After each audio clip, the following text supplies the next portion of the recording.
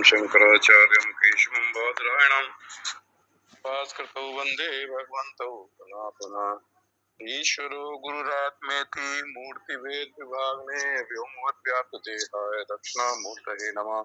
ओम शांति शांति शांति। वसुदेव सुतं देवं कंसचारूणमर्दनं देवकी परमानन्दं कृष्णं वन्दे जगद्गुरुं कृष्णं वन्दे जगद्गुरुं। नमस्ते रामचंद्राय माधवाय नमो नमः। गोविंदाय नमस्तुभ्यं नमस्ते परमात्मने। नमस्ते विष्णुरूपाय रघुनाथाय ते नमः। नमस्ते नाथनाथाय नमस्ते मधुसूदनाय। अद्वैत ब्रह्मरूपाय ज्ञानगम्याय ते नमः। नमः पूर्णारम्याय माधवाय चिदात्मने। ओम श्री परमात्मने नमः। जय श्री कृष्ण। स्वामी जी ने श्री राम गीता के ऊपर roughly 2 महीने एक एक श्लोक जो 62 श्लोक है उसके ऊपर गहन चिंतन किया। पूरे का पूरा एक तरह से मोक्ष शास्त्र है और भगवान राम ने कहा है कि सारे जितनी श्रुतियां हैं उन सबका सार है। गोपनीय भी कहा है, गोपनीय है। गोपनीय देखो हर जगह, चाहे किसी पुराण में उपदेश, आत्म तत्व का जितने उपदेश आए, चाहे वो शिव पुराण में भगवान कृष्ण को दिए या भगवान कृष्ण ने अर्जुन को दिए या भगवान राम ने लक्ष्मण जी को दिए, सब जगह गोपनीय बात जरूर आएगी कि गोपनीय से गोपनीय रहस्य में तुझे बता रहे।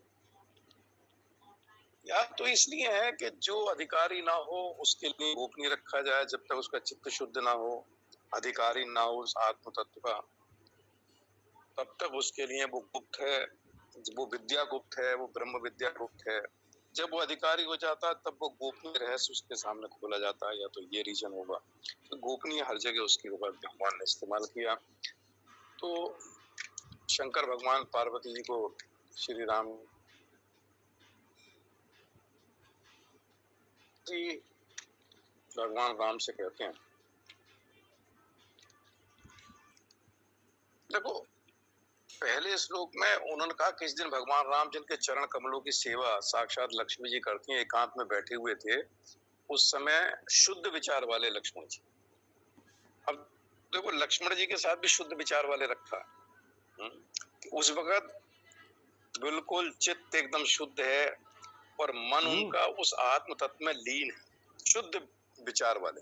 मतलब बिल्कुल शुद्ध शुद्ध विचार आत्म तत्व का ही होता है। संसार का जो विचार है वो शुद्ध नहीं होता, क्योंकि संसार में और आत्मा बिल्कुल एक शुद्ध है, निर्गुण है, निराकार है पूरी तरह से।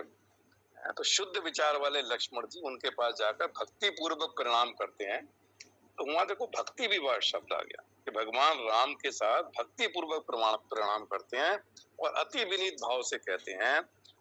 अब देखो जो शब्द इस्तेमाल किया, त्वं शुद्ध बोधो असि, आप शुद्ध ज्ञान स्वरूप हैं, आप शुद्ध ज्ञान स्वरूप हैं। सर्व देही नाम आत्मना, सारे प्राणियों की आत्मा। अब भगवान राम को साकार सगुण साकार रूप में नहीं बात करना है। भगवान राम का जो निर्गुण निराकार जो ब्रह्म तत्व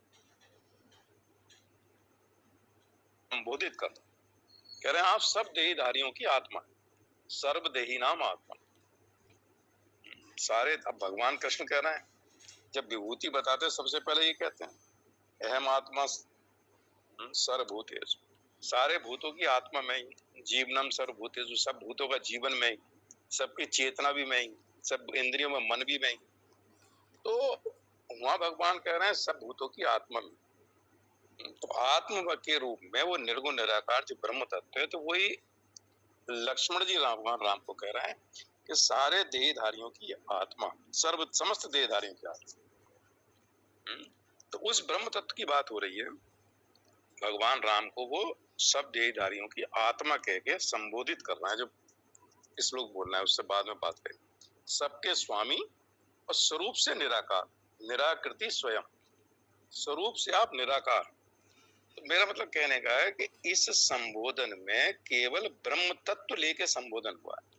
तो ये वही ब्रह्म विद्या है कि उस विद्या को जानना चाह रहे हैं जो ब्रह्म तत्व को प्रदर्शित करती है। क्योंकि ईश्वर और जीव में जो भेद है वो केवल उपाधि का है। ईश्वर जो वो ब्रह्म तत्व प्लस माया उपाधि है। तो ब्रह्म तत्व है, ब्रह्म तत्व है प्लस माया उपाधि है, वो ईश्वर है। और जीव जो है ब्रह्म तत्व प्लस अविद्या उपाधि। तो ब्रह्म तत्व दोनों में एक है, ईश्वर हो या जीव हो। एक में माया की उपाधि के कारण इस सृष्टि जब रचना की तो माया की उपाधि लेकर सृष्टि की रचना कर दी है? और एक विद्या माया है, और एक तरह अविद्या माया, माया के दो रूप हैं। रामचरितमानस के अरण्य कांड में भगवान दो कहते हैं, एक विद्या माया, एक अविद्या माया।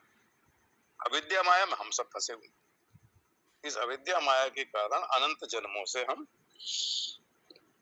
घूम रहे हैं, अनंत लोकों में घूम गए, अनंत योनि, अनंत शरीर हम घूम रहे हैं इस अविद्या माया। तो अविद्या माया जो है, जब तक उसका विद्या मतलब ज्ञान ना हो, ज्ञान से अविद्या